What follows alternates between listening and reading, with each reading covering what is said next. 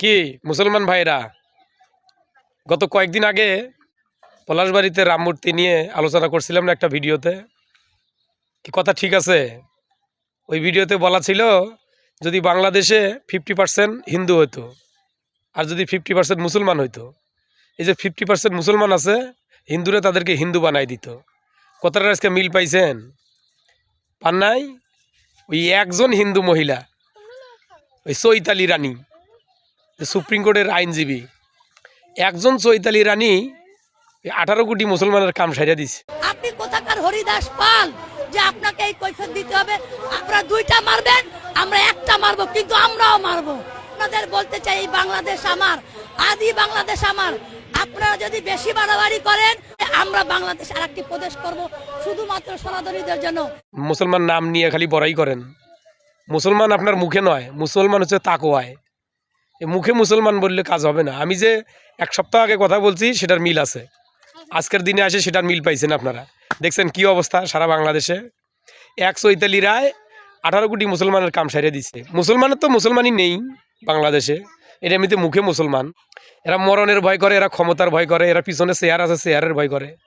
আচ্ছা, এই পলাশবাড়িতে এই ঘটনা ঘটার পর থেকে রাম মূর্তি নিয়ে যতদিন থেকে আন্দোলন হচ্ছে, মিছিল হচ্ছে, মিটিং হচ্ছে, সমাবেশ হচ্ছে, আচ্ছা দেখেন তো আপনারা, সরকার এবং বিরোধী দল এই বিষয় নিয়ে কোনো কিছু বলছে নাকি?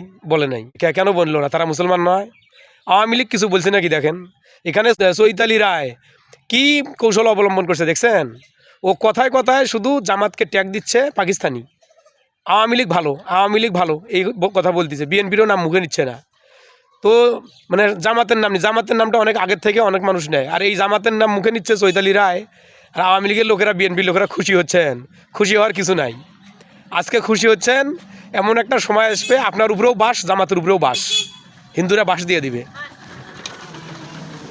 এটাই সত্য কথা। কি খারাপ বললাম? না, অবশ্যই এমন একটা সময় আসবে মুসলমানরা অতি হ্যাঁ, সকলের উপরে বাস দিয়ে দিবে হিন্দুরা। সেদিন বুঝবেন এটা কি কাজ করছি। এই সময় আসতে যে সময় অতি সন্নিকটে, এই গাজওয়াতুল হিন্দ এটা শুরু হবে সময় অতি সন্নিকটে। মুসলমান নাই তো আপনারা মুসলমান থেকে খারিজ হয়ে গেছেন। সমস্যা হলো এই জায়গায়, একটা হিন্দু মহিলা সারা বাংলাদেশ কাঁপাইতেছে, চৈতালি রায়। হ্যাঁ, চৈতালি রায় কী বলে শুনছেন? ভিডিওগুলো দেখছেন? দেখেন ভিডিওগুলো দেখেন, চৈতালি রায় কী বলে। বাপরে, ওর তো আমি যে বলছিলাম হিন্দুরা উগ্র, চৈতালি রায়ের বক্তব্য থেকে সেটা বোঝা গেছে। দেখছেন, মিলাইছেন আপনারা কেমন উগ্র? তার ভাষা বলার ধরন দেখেন, তার ভাষাগুলো বলার ধরন দেখেন। মনে করবেন না আপনি যুদ্ধ করলে আমরা বসে থাকবো, আমরাও কিন্তু যুদ্ধ করতে জানি। আমাদের এই বাংলাদেশকে আর একটি বিভক্ত করতে চাই, আমরা প্রদেশ করতে চাই সনাতনী সম্প্রদায়। আমরাও বলি আসুন মিলেমিশে থাকুন, মিলেমিশে না থাকলে পাকিস্তানে চলে যান। আরও একটা মেয়ে নেমে গেছি মাঠের মধ্যে, আরও একটা মহিলা, চৈতালি রায়ের পরে পরে আরও একটা মহিলা নামছে, পুরুষ নামছে, কিছু হিন্দু পুরুষ। দেখেন কথা বলার তাদের সাইজ দেখেন। আমরা আমাদের মূর্তির পূজা করব, মূর্তি তৈরি করব, মন্দির তৈরি করব, আমাদের জায়গায় করতেছি। তোমার বাবার টাকার জায়গায় তো আমরা করতেছি না, তোমার কাছে তো অনুদানও চাইতেছি না, তাহলে তুমি এখানে কেন বাধা দিবে? খুব হাসি পায়, এত ভয় তাদের। এরা তো বলতে গেলে মহাদেবের গলায় যে সাপ থাকে, মহাদেবের গলার তো এটা সাপ না যে তোমাদের লঙ্গির নিচে ঢুকে যাবে। মিয়া, সাধারণ হিন্দু যারা ভারতের এজেন্ডা নয়, এই বাংলাদেশে যাদের জন্ম, যারা বাংলাদেশকে ভালোবাসে, তাদের কথা আর এদের কথা তফাৎ আছে। এদের কথা শুনলেই বোঝা যায় যে এরা ভারতের এজেন্ডা। এই চৈতালি রায় ভারতের এজেন্ডা। চৈতালি রায় কাজ করতেছে আজকের থেকে নয়, এটা অনেক আগের থেকে। যখন শেখ হাসিনার সরকার ছিল তখন থেকে চৈতালি রায় কাজ করে ভারতের এজেন্ডা হিসাবে। একটা ভিডিও দেখে আসেন, ভারতে গিয়ে কি বলছে। আমরা বাংলাদেশে মুসলমানদের উপর কোনো নির্যাতনই করি নাই, অথচ ভারতে যা দেখেন কান্না করে করে কি বলছে, ভিডিওটা দেখেন। मेरा बांग्लादेश के बचाओ प्लीज। ऑल हिंदूज निरापत्ता नहीं पाता है, मारता है, झाड़ता है, धर्षण करता है। मेरा आतंकित थकता हूँ। आई एम नेशनल पार्टी, सहाय। मेरा निरापत्ता नहीं पाता हूँ। ऑल हिंदूज ऑल प्रॉब्लम्स है। বাংলাদেশে বলে হিন্দুদের উপর নির্যাতন হচ্ছে, হ্যাঁ, ঘর বাড়ি জ্বালাই দিতেছে, খুব বিপদে আছে, মুশকিলই আছে। হ্যাঁ, বাংলাদেশের হিন্দুরা ওই এজেন্ডা, ওই হচ্ছে ভারতের এজেন্ডা। ওর নাকান যারাই তীব্র কণ্ঠে এরকম মনে করেন উগ্রবাদী কণ্ঠে কথা বলে, তার সবাই ভারতের এজেন্ডা, এটাই সত্য। ওই চট্টগ্রামের একটা স্টুডেন্ট, তার সাধুবাদ জানাই, সেও তো হিন্দু, সে কি বলছে দেখছেন, কথাগুলো শুনে দেখেন।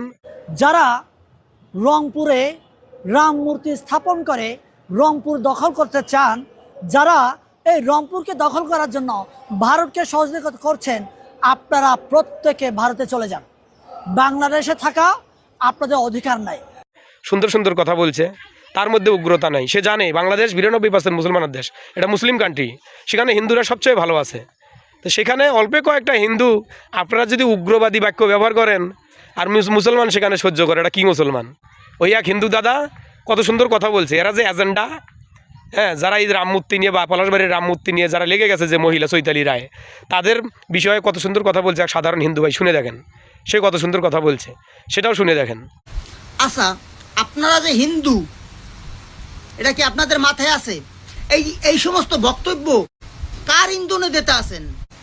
কোন দেশের ইন্ধনে দিতে আছেন?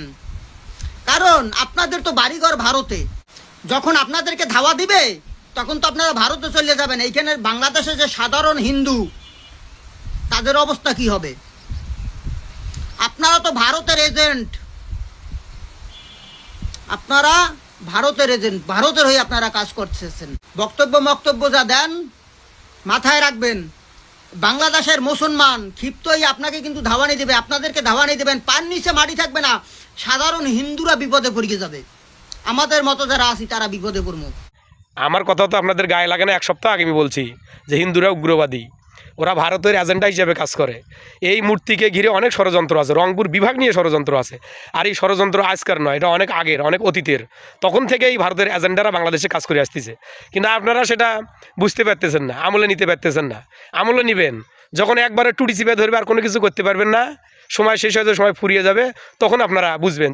আর একটা মিছিল দেখলাম, দেখছেন আপনারা কী অবস্থা সেই মিছিলের? সেটা অস্ত্র হাতে হিন্দু ভাইরা আরও মিছিল দিচ্ছে।